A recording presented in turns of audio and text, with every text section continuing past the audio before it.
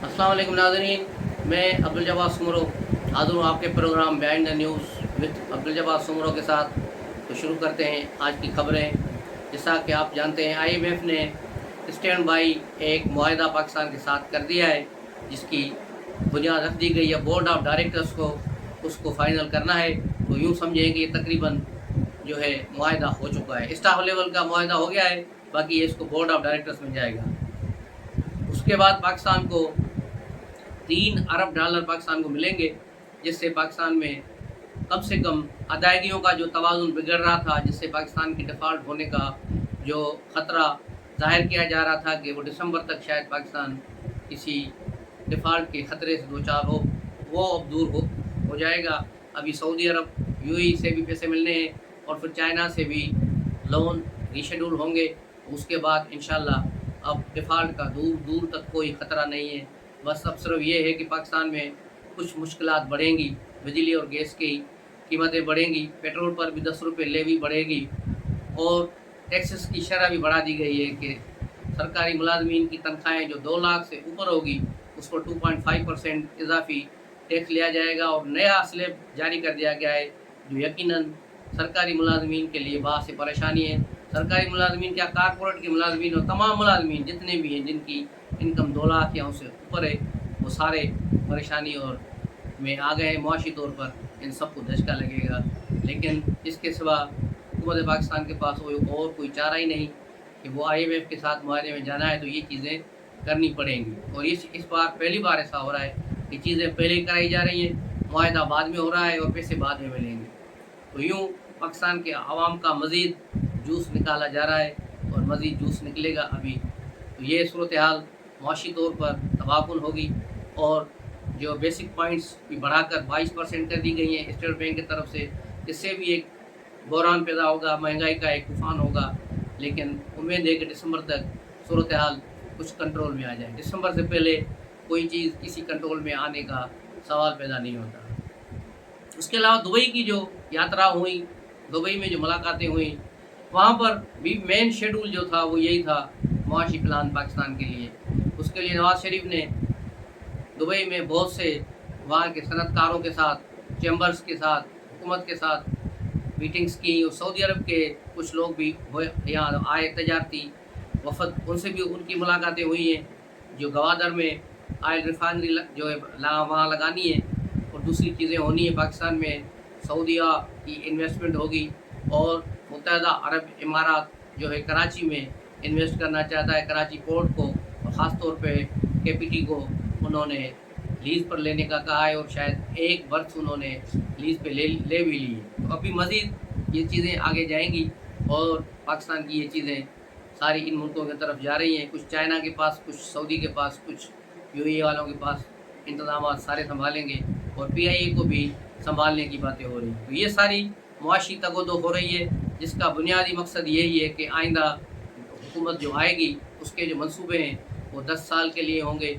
उसमें 1-2 साल की बात नहीं है, पूरे 10 साल का नया जो है मुआशी प्लान तरतीब दे दिया गया है और उसी पर इम्प्लीमेंटेशन हो रही है। यूँ समझें कि ये आसिम मुनीर डॉक्टराइन पर अमल शुरू हो चुका है, जिसमें अब इमरान खान जैसे लोगों की कोई गुंजाइश नहीं, जिन्होंने पाकिस्तान को डिफ़ॉल्ट के करीब लगा दिया। पहले ही साल में डिफ़ॉल्ट पे ले आया था, अभी शबर दे दी, अब जाके इंकशाफ कर रहा है कि 2019 में ही पाकिस्तान डिफ़ॉल्ट कर रहा था। और मैं खुद वज़ीर-ए-आज़म के पास गया और उसको बताया कि पाकिस्तान डिफ़ॉल्ट करने जा रहा है, आप देखें, वज़ीर ख़ज़ाना से बात करें। तो उसी ने मेरे सामने असद उमर से बात की, जो उस वक्त वज़ीर ख़ज़ाना थे। असद उमर ने कहा कि हाँ वाकई पाकिस्तान डिफ़ॉल्ट कर रहा है। तो इमरान खान ने कहा फिर तुमने मुझे बताया क्यों नहीं? तो उसने कहा मैं आपको क्या बताऊँ, आप पाकिस्तान के वज़ीर-ए-आज़म हैं, हमारे लीडर हैं, आपको तो हर चीज़ का पता होना चाहिए। तो ये थी उस वक्त की सूरत हाल कि इमरान खान की हालत, जो पहले ही साल में इसकी मुआशी तौर पर नाकामियाँ और पाकिस्तान को मुसीबत में डाल गया और वहीं से पाकिस्तान की तबाही का आगाज़ शुरू हुआ, जो अभी तक चल रहा है। और अल्हम्दुलिल्लाह अब उसमें कमी आ रही है और बल्कि अब उसको बेहतरी की तरफ जाना शुरू हुआ है। तो ये सारी सूरत हाल थी। आसिफ अली ज़रदारी भी वहाँ थे, बिलावल भुट्टो भी वहाँ रहे और आसिफ ज़रदारी फिर वापस आ गए और उन्होंने ईद नवाज शाह में अदा की है और बिलावल बाहर जा रहे हैं। तो ये सारी सूरत हाल जारी रही। लेकिन दुबई में हुआ क्या? दुबई में सारी सूरत हाल क्लियर खुलकर सामने आ गई है कि अगली बारी नवाज़ शरीफ को मिलेगी, नवाज़ शरीफ वज़ीर आज़म होंगे और उसकी पार्टी को ही मरकज़ में हुकूमत मिलेगी। पीपल्स पार्टी को सिंध में और शायद बलूचिस्तान में हुकूमत मिले, और हो सकता है अगर उन्होंने शेयरिंग की तो फिर पंजाब और मरकज़ में भी उनको कुछ हिस्सा मिलेगा, ताहम इससे ज़्यादा पीपल्स पार्टी को फ़िलहाल नहीं मिलेगा। पंजाब से पीपल्स पार्टी को जो 8-9 नशस्तें हैं वही मिलेंगी, हो सकता है उसमें 1-2 का इजाफा हो जाए, क्योंकि पीपल्स पार्टी के कई लीडर जो हैं वापस आ गए हैं, जिस तरह नदीम चंद हैं, दूसरे लोग हैं जो पीटीआई से वापस आए थे, तो इनकी अपने अपने हलकों में कुछ पजीराई है। कुछ जनूबी पंजाब में भी 1-2 सीटें निकालने की इनको उम्मीद है, क्योंकि वहाँ पीटीआई कमज़ोर होने और शाह महमूद कुरैशी का ग्रुप मुकम्मल तौर पर टूटने के बाद अब वहाँ यूसुफ रज़ाक गिलानी के कंट्रोल है और साबिक गवर्नर मखदूम महमूद वहाँ पर कंट्रोल संभाल के बैठे हुए हैं। जनूबी पंजाब से पीपल्स पार्टी अच्छी खासी नशस्तें ले जाएगी, लेकिन सेंट्रल पंजाब में और नॉर्थ पंजाब में मुस्लिम लीग नून या तोती बोलेगा, और नई पार्टी जो है इस्तेकाम पाकिस्तान पार्टी जहांगीर तरीन ग्रुप, वो भी उसके जो इलेक्टेबल हैं वो भी अपनी नशस्तें जीतेंगे।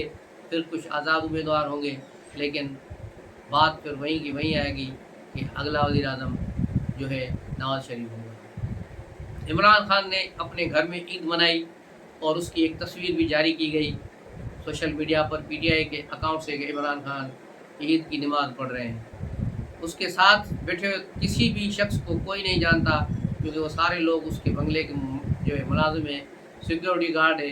किसी भी पीटीआई के जो लीडर ने जो बाहर है इमरान खान के पास जाने की जहमत नहीं की, और न जमान पार्क में वो गए, न इमरान खान से कोई ईद मिलने गया, वो तने तना बैठा था। जिस तरह वो पुराना पाकिस्तानी गाना नूरजहाँ का कि अब यहाँ कोई नहीं आएगा, वही सूरत हाल है वहाँ पर।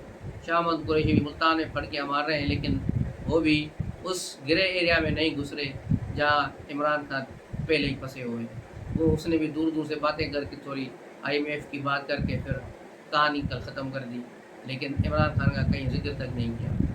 तो ये सारी सूरत हाल है, बहुत ही मुश्किल सूरत हाल चल रही है। और कल वज़ीर आज़म और आर्मी चीफ दोनों ने पारा चनार में अगले मोर्चों पर जाकर वहाँ ईद मनाई जवानों के साथ, और दिन गुजारा, खाना खाया और उनके साथ जो है उनके हाल अहवाल किए। तो ये बहुत बड़ी एक बात थी कि अरसे के बाद पाकिस्तान का वज़ीर आज़म और आर्मी चीफ एक साथ एक ही जगह पर मौजूद रहे हैं और अगले मोर्चों में गए हैं। आर्मी चीफ की तो रिवायत रही है कि हर आर्मी चीफ हर ईद पर वो जवानों के साथ जाते हैं, फ्रंट पर मोर्चों पर जाकर उनसे मिलते हैं और वहाँ ईद मनाते हैं। लेकिन उनके साथ वज़ीर आज़म का जाना, वज़ीर दिफा का जाना, वज़ीर ख़जाना का जाना, ये पहली बार नज़र आया, और ये बहुत एक अच्छी रवायत है।